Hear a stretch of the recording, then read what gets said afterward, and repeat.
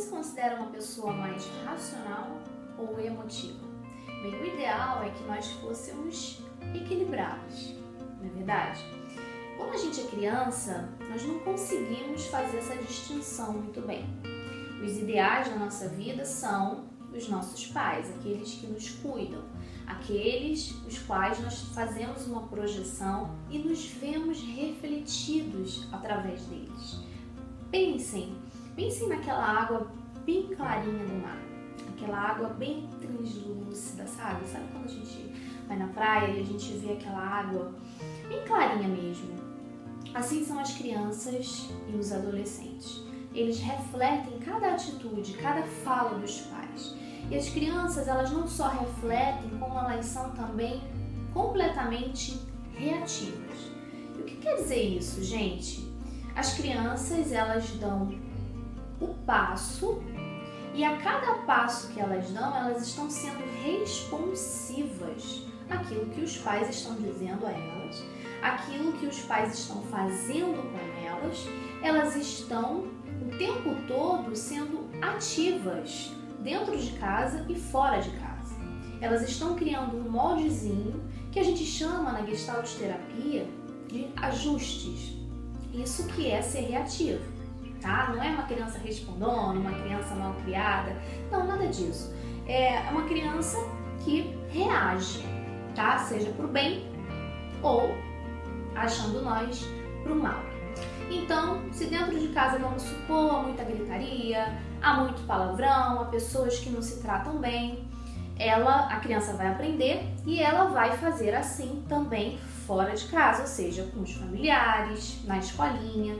E aí vamos supor que ela cria esse padrão como a sua reatividade e, como a gente chama na Gestalt, de um ajuste criativo. Bem, é assim que me tratam, eu vou ser reativa, eu vou criar esse ajuste para poder me adaptar. É uma forma adaptativa, assim como nós adultos fazemos na vida para poder nos adaptar socialmente, certo?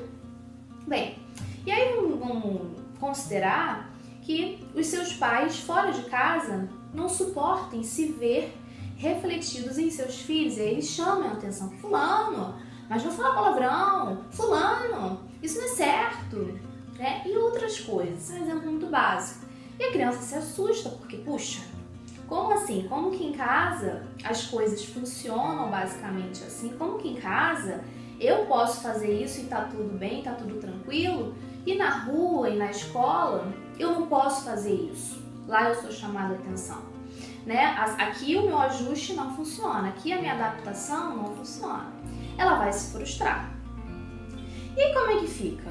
A cabeça dela começa a dar aquele famoso tilt, que a gente chama. Nessas pequenas coisinhas, nesses pequenos detalhes, a criança vai crescendo de uma forma incoerente. Claro, gente, eu estou dando mínimos detalhes. O que vai acontecendo? A criança que vai se tornando um adolescente vai sendo um reflexo de toda essa vida, seja coerente ou incoerente, vai se tornando um adulto um pouco inflexível, um pouco inadaptável ou muito à sociedade. Vai se tornando um adulto não reativo.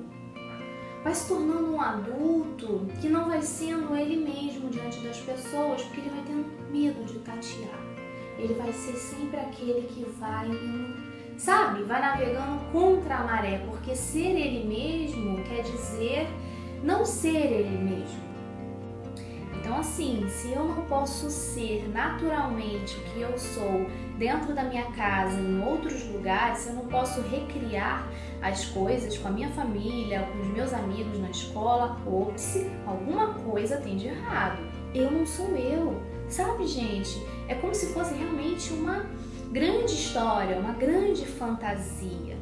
E aí, o que tem de errado nisso? Como e com que pano de fundo essa criança, esse adulto que está aí dentro de você, talvez hoje vive, né? Entre uma emoção, entre uma razão. Como que você vai fazendo esse ajuste? Que ajustes você foi fazendo lá atrás? Talvez você vive ainda dentro de moldes muito frustrantes, porque você não soube lidar e até hoje você não sabe lidar muito bem com a vida, porque tudo foi tão incoerente. Eu tive que viver numa família tão incoerente, talvez você pense assim. E aí você se adaptou, você teve que pensar tão racionalmente, você teve que falar assim, não, peraí. Porque toda criança, lembra, ela é reativa. Ela precisa ser, todas são. Nenhuma fica numa posição de passividade. Elas entram, nós entramos o tempo todo em ajustes, só que alguns são muito frustrantes. E aí a mente fica travada ali. O negócio é, e que eu quero te incentivar hoje a fazer, por favor, aprenda a querer parar de se defender de você mesmo. Por favor, faça essa reflexão.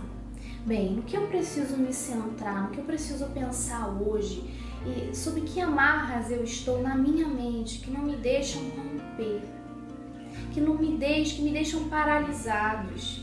Porque há coisas, gente, há barreiras que estão realmente aqui e que estão lá na nossa infância, talvez na adolescência, que nos deixam travados. Então, por favor, pense nisso. Ok? Nós somos esse reflexo, sim, de nossos tutores, daqueles que cuidaram de nós com muito amor, com muito carinho, mas a gente só dá aquilo que tem. É uma frase popular, é uma frase muito comum, porém muito verdadeira. Então pare de se defender de você mesmo. Por favor, se avalie, se veja como a transparência do mar, como aquela água bem clarinha, ok? Faça isso, me dê um retorno, tenha um dia abençoado.